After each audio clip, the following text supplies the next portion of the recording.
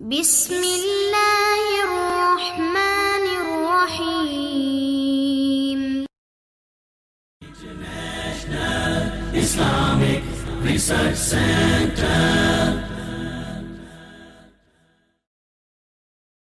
قرآن کی ایک آیت کے دو ترجمے کی بنیاد کیا ہوگی جبکہ تفسیر بالرائے حرام ہے؟ تفسیر بالرائے نہیں، یہ سلف صالحین سے ہی دو ترجمے کہ یہ بھی ممکن ہے اور یہ بھی ممکن ہے.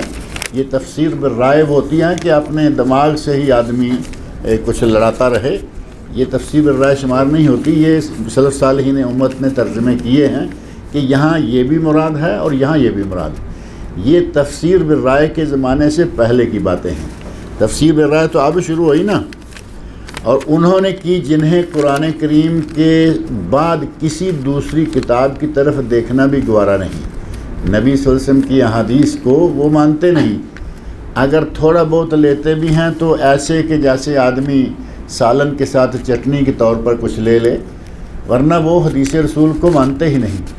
اور ان لوگوں کے بڑے بڑے علماء نے تفسیر کی کتابیں لکھی اور 2,500-3,000 ہزار صفحے لکھی ہے اور 10, 20, 30 حدیثیں اس میں نہیں لا سکتے. یہ ہے تفسیر بالرائے جس میں اپنے دماغ کا ستیہ ناش کیا ہوا ہوتا ہے.